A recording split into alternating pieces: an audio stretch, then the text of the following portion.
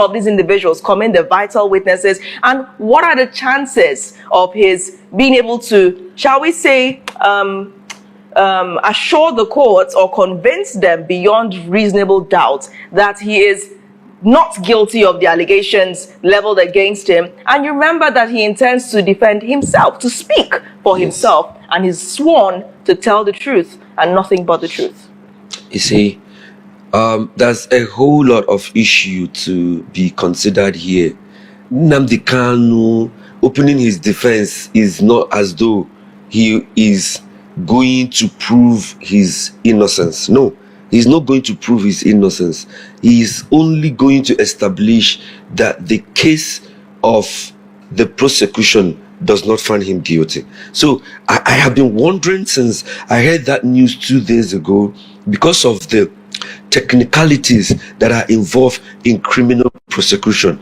I wonder whether he will be able to draw the line, you understand, between what is a weighty evidence and what is just a mere social reportage. You understand? Dividing the witnesses into two is very, very good. I bet you that most of those compelling witnesses will come on their own. Mark my word, most of those whom he's listed as compelling witnesses, they will come on their own. Why he has to. So let's look at, before you continue, let's now list out the vital and compellable witnesses. We're looking at Uzodimma Wike, Minister of the FCT, Sanwo-Olu. We're looking at BURATAI alongside the former Minister of Finance, General Theophilus Danjuma, now retired. I mean, I'm really interested in the FCT Minister, Wike. Theophilus Danjuma might want to come on his own. Yeah, no. Do you see the FCT Minister coming on his own? The FCT left. If the FCT Minister should be left on his own, he is the type that would want to come because of his vocal capacity. You know, he would love to take the stage. You understand, and answer any question that will come from the IPOB But leader. let's understand this, Barrister Chidi, because you're a legal professional and many of us are confused. I'm confused as well, some of the terminology. So there's no confusion I ask here. on behalf of the viewers and myself. Okay. So what does it mean that these witnesses, that the IPOB leader, the detained IPOB leader, is going to get them to come? What does he mean labeling them as witnesses? What does it mean? Does it mean they're going to support him, or they're going Definitely. He intends to put them in the witness box, okay? Because if you are now kind of subpoenaed by the court to come to testify, you will file your witness written statement on oath, okay? You will file your witness written statement on oath. It could be, I'm not aware of anything concerning this case, or I am aware this is my participation and this is the extent to which I participated. Now, when you file that, whether true or false, the court will receive it. So when the court receives it, now Nnamdi Knau will analyze your written statement on oath. We are now making reference to any witness who is compellable or who have been subpoenaed by the Federal High Court judge to come to testify. So he will now put questions across to you, probably things that has to do with his extradition into this country, things that has to do with IPOB, things that has to do with him being a terrorist, probably any kind of question that he can put across to you. How were these witnesses? How did Nnamdi Knau identify these witnesses? I mean, what does he mean by, because when you mention those names and his name, somehow people start to wonder, oh, what's their involvement? Let me tell you one thing that you need to know. One of the accusations of the prosecution against Nnamdi Knau is that he incited violence, okay? And you could bear me witness that most of these people that he has listed their name have also been in the national media in one time or the other, saying exactly what Nnamdi Knau say. So he would definitely probably play that video and ask them. Let's take, for instance, BURATAI. Are you the one who said this? Okay, say yes. So why did you say that? What actually do you mean? So it's going to see Nnamdi Knau questioning. Yes, it's him now. So he wants to question the FCT minister too. He's going to rebut the accusation against him with almost some of the things that have been said with people in power. He's going to tell the whole world that I am being accused for nothing, because what I'm being accused for is what most of these people have said on the national television, and nobody is charging So them. let me ask, Nobody is let me accusing come them. in there. So these people listed, the 23 witnesses are people who may have said something about him, and he wants to question them in court. Yes. Not necessarily that they are coming to testify in his favor. No, not necessarily that they are coming to testify in his favor.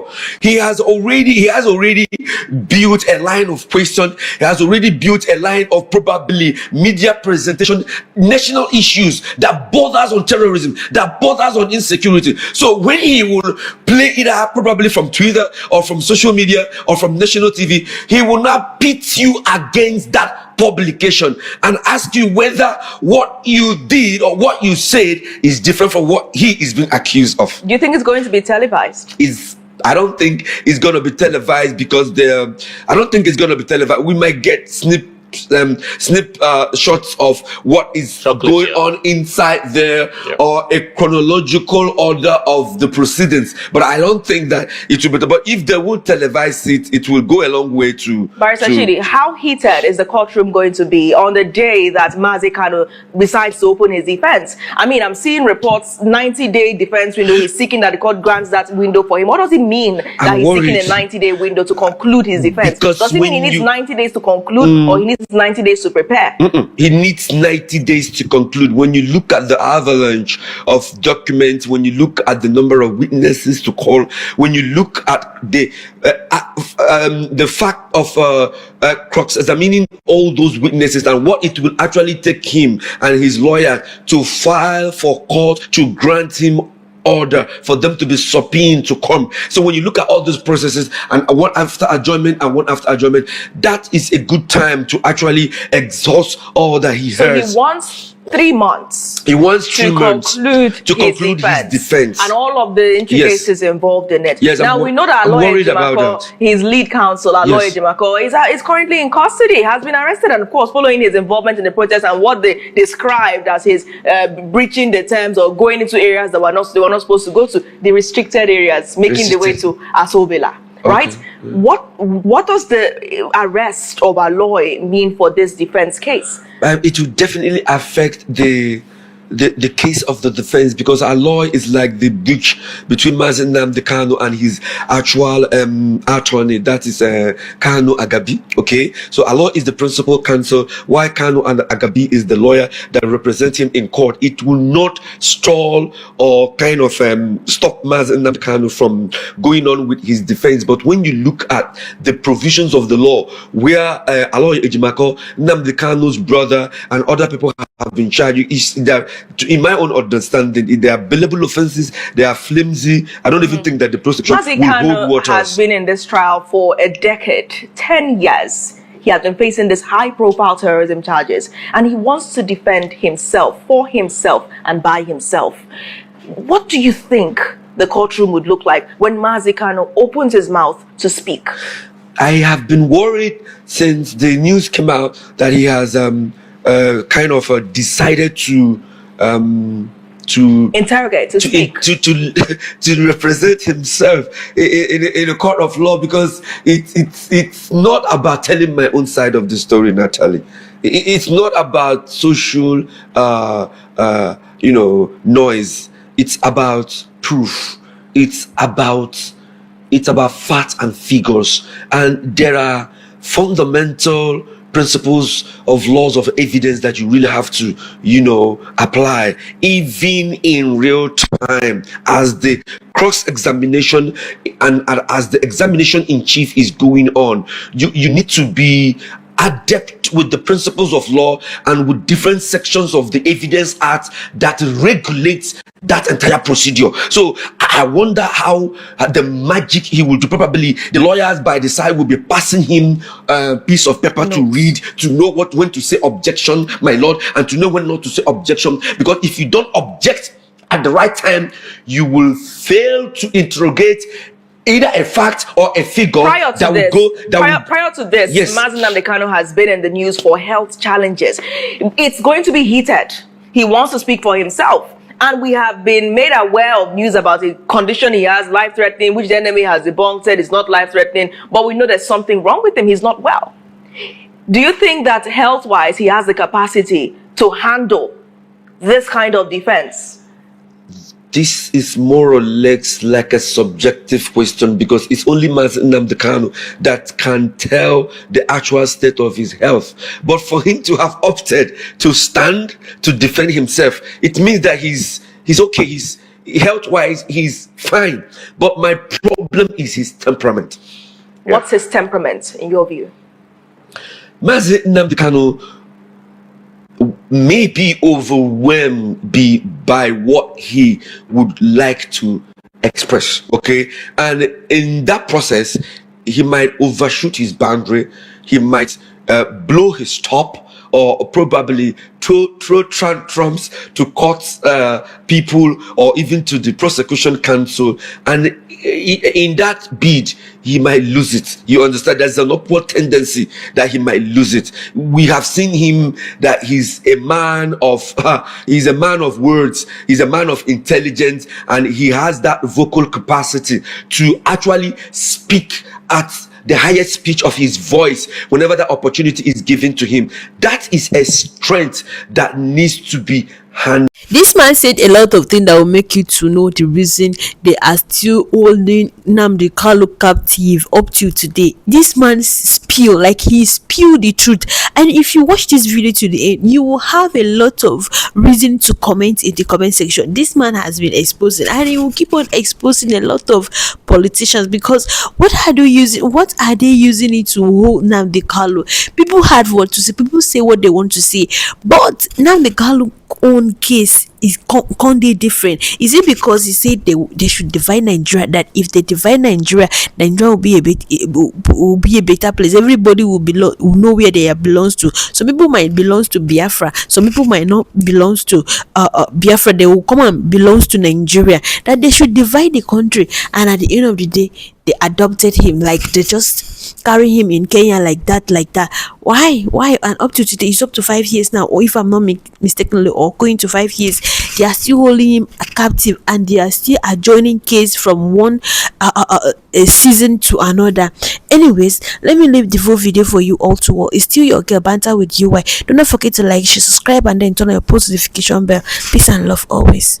So how will you use these people to counter what is already before the judge? Because here is not about telling my own side of the story. You must bring out some things that material evidence, that when you put them in the scale of justice, they will have weight. They must have weight. Right. If they don't have weight, it's not going anywhere. Has this been done before?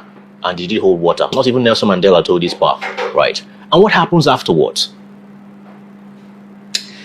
Personalities are different, okay? In as much as I believe that personalities are intrinsic to basic policies, personalities are different. Times are also different. Left to me, I would have wanted Nnamdi Knau to enter inside the witness box and tell his own story as a defense witness. I wouldn't have wanted him to opt to be the person who will, cross-examine the other witnesses, because he will get a whole lot of things right. I think in the past, a whole lot of people have entered inside the witness box. I think Ghani has defended himself. A whole lot of people have defended themselves, but most of them are lawyers. You understand? They know the route. They know the trend. They know what's up. They know how to navigate the Evidence Act and use the various sections of the law to buttress the point that they're trying to make. So I wonder how he will be able to do that. Let's clarify this now. Let's read his statement verbatim, because you said something, defend himself or serve as a witness, that you would have preferred he be a witness. Yes. So let me read this excerpt from what he said, and maybe you can clarify us, okay, right? Because we're on a journey of clearing this confusion. He said, I will testify on my own behalf, providing a sworn account of the facts, denying the allegations, and explaining the political context of my statements and actions. Now, kind of told the court this. So what does it mean? Does it mean he's going to serve as a witness and just testify? Or is he going to defend himself and interrogate the witnesses? Let me give you a sense of what the real life situation looks like in the court of law. Okay?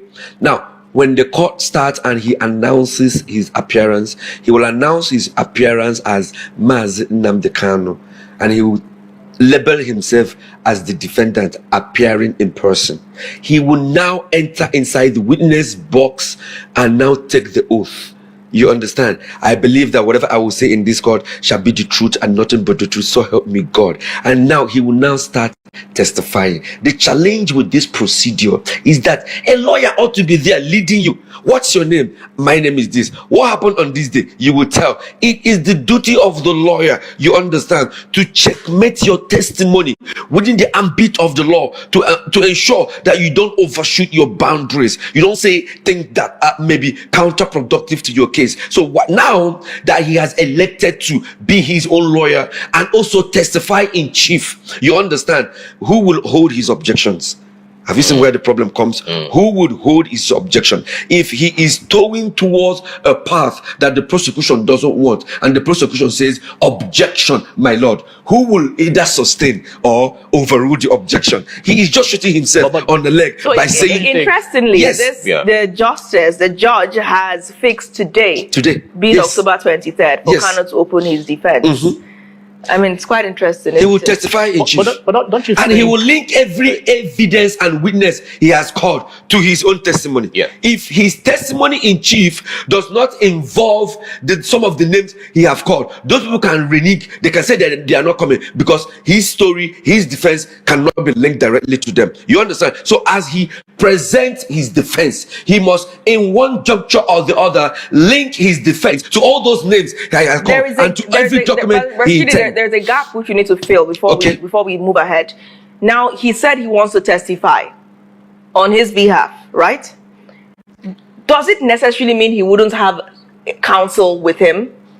Could you clarify that? Because you said somebody needs even to if a counsel, if you, let me tell you what's going on here. Clarify this, what he's trying to say. If you come and say, my lord, I want to be my own lawyer, it means is that what he's saying? Yeah, you've shut down your legal team. By saying he wants to testify, is he saying he wants to be his own lawyer? No, if you say he wants to testify, it means that he is a witness who will now enter inside the witness box and give his oral evidence in chief. So it does not mean he would not have his counsel. It does not mean that he will not have his counsel. But there's also a news that say that he wants to be his own lawyer. So these are two different things. I wouldn't want you to get it confused. So correct us, now, clarify. Him testifying for himself means that he is testifying as a defense witness.